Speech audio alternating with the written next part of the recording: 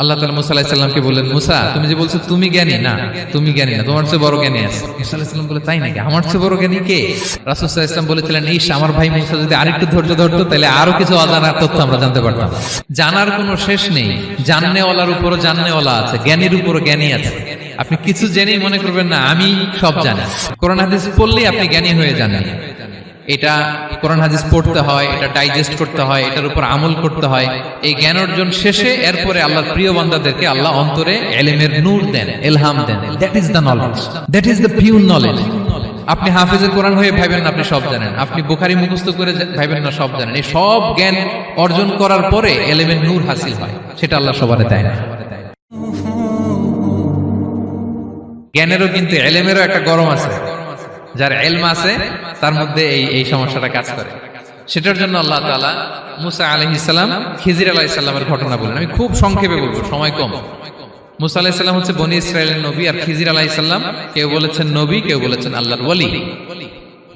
আসলে আরবিতে ওনার নাম খদির, আমরা বাংলায় বলি খিজির। খদির মানে সবুজ। উনি যে কোনো জায়গায় বসলে ওখানে মরা গাছ লতা পাতা এগুলো সবুজ হয়ে যেত। অনুর্বর এলাকার উপর দিয়ে হেঁটে গেলে ওটা উর্বর হয়ে যেত। তো মুসা আলাইহিস সালাম একবার ওয়াজ করতেছেন এইভাবে বনি ইসরাইলের সামনে, খুতবা দিচ্ছেন। হঠাৎ এক লোক দাঁড়ায় বলে, ইয়া নবী আল্লাহ, মান আ'লামু ফিল আরদ, বর্তমান পৃথিবীতে সবচেয়ে জ্ঞানী কে? মুসা আলাইহিস সালাম বলেন, ফাকালা আনা, আমি। কি বললেন? উনি আসলে ভুল কিছু বলেন নাই, কারণ প্রত্যেক জামানার নবীকেই আল্লাহ তাআলা সবচেয়ে বেশি জ্ঞান দিয়ে পাঠান, কারণ তার কাছে ওহীর জ্ঞান আসে, অদৃশ্যের খবর আসে, ইলমুল গায়ব আসে। কিন্তু এই উত্তরটা আল্লাহ তাআলার পছন্দ হয় না। আল্লাহ তাআলা চাচ্ছিলেন মুসা যদি বলতো আল্লাহ তাআলাই জানে কে জ্ঞানী বা আল্লাহই সবচেয়ে জ্ঞানী, এরকম হলে ভালো হতো। কিন্তু মুসা আলাইহিস সালাম কি বলছে? আমি। এখন প্রশ্ন করলো সবচেয়ে বড় জ্ঞানী কে? উনি কি বললেন? আমি। এই যে আমি এটাতে ঝামেলা আছে। আমি বড়, আমি জানি, আমি সব। This is problematic. আল্লাহ এটা পছন্দ করলেন না।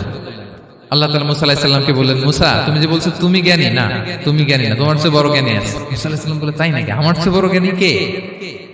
তো আল্লাহ তাআলা বললেন, ইযহাব ইলা মাজমাইল বাহরাইন, দুই সাগর বা দুই নদীর মিলনস্থলে যাও, ওখানে আমার এক বান্দা আছে তোমার চেয়েও জ্ঞানী। মুসা আলাইহিস সালাম বললেন, তাই নাকি?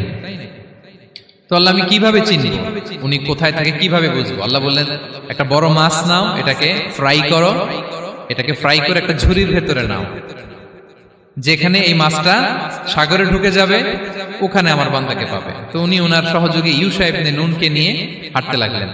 হাঁটতে হাঁটতে এক জায়গায় ক্লান্ত হয়ে পাথরের পাশে বিশ্রাম নিলেন। ওই পাথর থেকে আবার এক ধরনের পানি বের হয়, এই পানিটারে বলে আবে হায়াতের পানি, মাউল হায়াত, জীবন নদীর পানি।